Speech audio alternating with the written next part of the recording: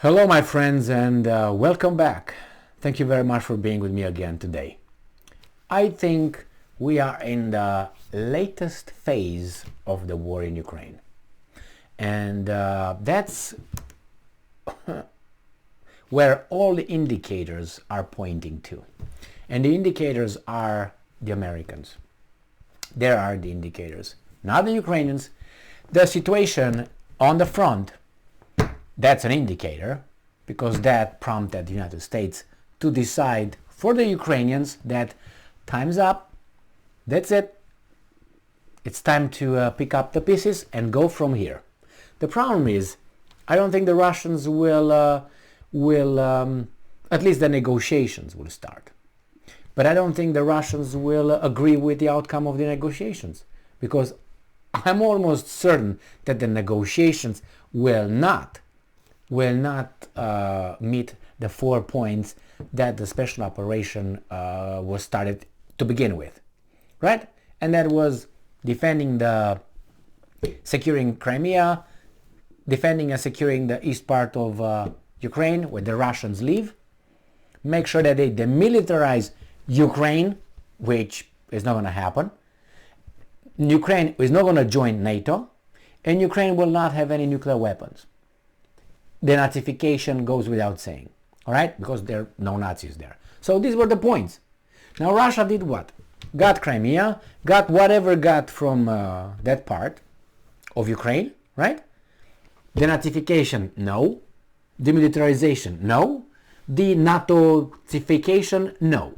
So I don't know. It's a beginning. And how do I come with this idea, the signal, the signs, Emil? Well, I'm going to show you the signs right now. See? A sign. All right. Now, let's move here. This article is the new voice of Ukraine from today, November 18th, 2022. Now, listen to these words. And this comes from the White House. These words come from the White House. I'm quoting. If Russia does not withdraw from Ukraine, war will have to end in negotiations. Now, do you think Russia will withdraw from Ukraine? No. That means we'll have to end up in negotiations.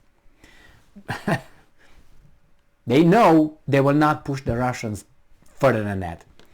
So let's see. And the last statements made by Kirby, which is this guy right here, made by Austin, made by Milley, the two, Laurie and whatever is the other guy's name, I forget him, the fat guy and the thin guy in the 30s, the comedians, Laurie and Laurel and I can't remember the guy's name. Anyway, Hardy and Lauren and Hardy. Anyway, those are those two guys. That's for sure. Tards and very important though. So we have the commentary of Bin Laden. Biden, sounds Bin Laden Biden, who said, well, the thing that happened in Poland, which I think it was the Ukrainians, false flag operation, tried to drag these guys and upset those guys really bad. I think that was strike number 3. I said about why is it strike number 3. The first one was when Zelensky told Biden, no, you didn't warn us. You didn't say anything about Russians will invade. I listened, but you didn't say anything. What? First one. Second one was when Zelensky said, and I'm paraphrasing, the NATO should use nuclear weapons preemptively to strike Russia. He said nuclear weapons, preemptive, NATO. I'm just paraphrasing, but these were the words, okay? And I was like, what? You're a criminal right here. You're a crazy guy. You should never get close to those in, 5,000 miles. And the third one, yesterday, whatever, the 15th, with that missile in Poland. And then, it was the Russians. You got to do something, guys. Attack them. You are really not listening to our orders anymore. You're not in line. You don't follow the script. You got to go. So, however, it says here, Kirby underscored that the United States will rely on Ukrainian President Volodymyr Zelensky to determine when and how the talks with Moscow could be conducted. Not if. Not if. Did you hear? When, and it's got to be in this time frame. That's what they're going to be. The first one, how, that means it's going to come naked, or it's going to be in Turkey, it's going to be in China, it's going to be where. but not if. So basically, you gotta do that. I don't care, you're gonna do it. You decide where you wanna do it, on a boat, on the Black Sea, on the Snake Island, I don't care.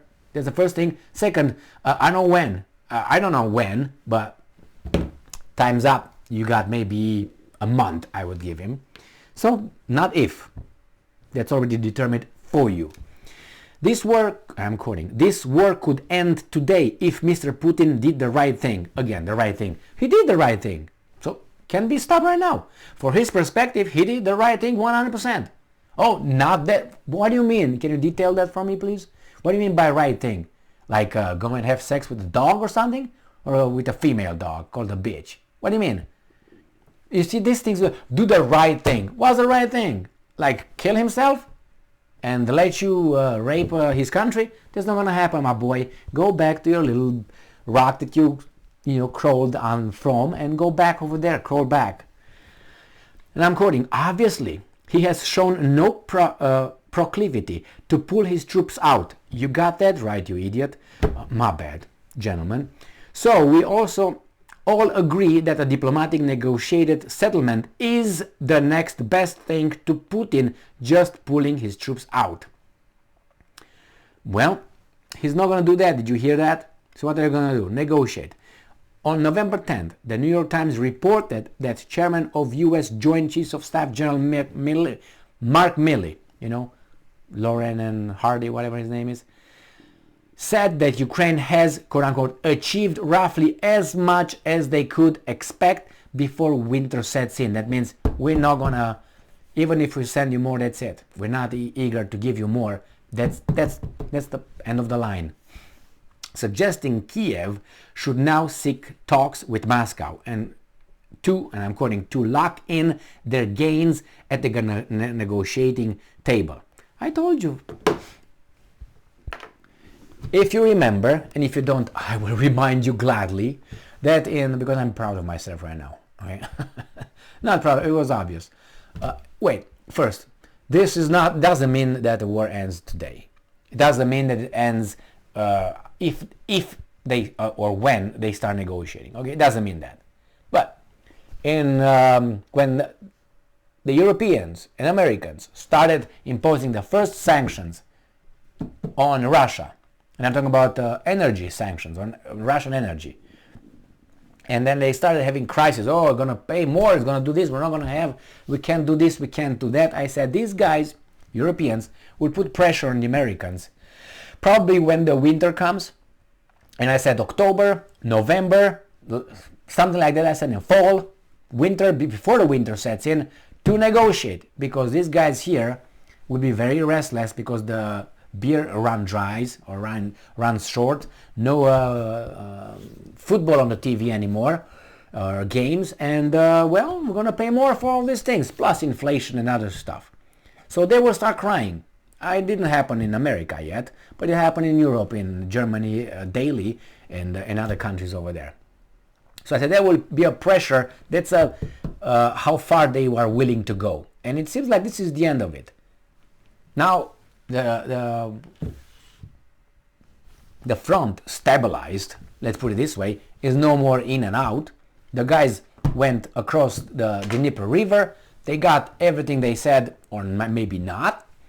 Obviously not, because certain parts they still in Ukrainian territory, and the Ukrainians can buy time now and just go and say, hey, let's talk about some negotiations, and they don't have to agree with anything. And negotiations could be for years, maybe with a war going on starting over in March or February when it started this year. So as I said, the sponsors pull the plug off, you're done. And we'll see how Zelensky now, how will behave. Will he listen to his masters, or he will think that he is what he was told that he is, the great Napoleon, fantastic, everybody came and said, I want to take a picture with you, you're so courageous. Yeah, okay, clown. So, and the other ones were even more clowns. They were. Anyway, so here we go. We see how he reacts. And it's another aspect. So there's two. That's Zelensky, and that's the four little kosher pigs. Okay? The guys over there. and is the military. I'm not certain that the Ukrainian military is on the same page with these guys. I'm not certain. They might say, Zelensky might say, yes, we're okay, yeah. And the military says, no, we're not okay with that.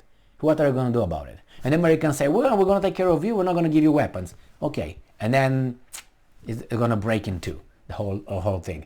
Or there will be, Zelensky says, yes, no. And then the military will say, yes, Zelensky. And going to say, hey, the bodyguards surrounding him, why don't you... Exactly. Yeah, so... We'll find out. It doesn't mean that the Americans say you gotta do it, they will do it. Because remember, they were giving such a big hat. And they say, hey, you're fantastic. Oh my God, Ukraine forever. Yeah, Slava Ukrainska or Ukrainia, whatever. Good for them. I'm sorry, as I said, the biggest losers and the victims in this war is the Ukrainian nation. Not Zelensky, not Zhmihal, not Reznikov, not Yermak, not Podolyak, not any other weasel over there. Not those. Those are not losers. They are winners because they will stay in power. Nothing will happen to those guys. They will stay in power. And after the war is over, I have a little gut feeling they are kind of like multi-millionaire from their businesses that, I don't know. Maybe they just receive some aid from some friends. Let's put it this way. A little help from my friends, you know. So anyway, this is what's going to be. We'll find out if Zelensky is going to throw a tantrum and say, no, Ukraine is for the Ukrainians and we're not going to allow anybody to tell us, right? Yes. Who's shooting? Anyway, we'll find out. Thank you very much for being with me again today. I knew it, and you knew it too. Stay strong, stay smart, look for the truth, and be just.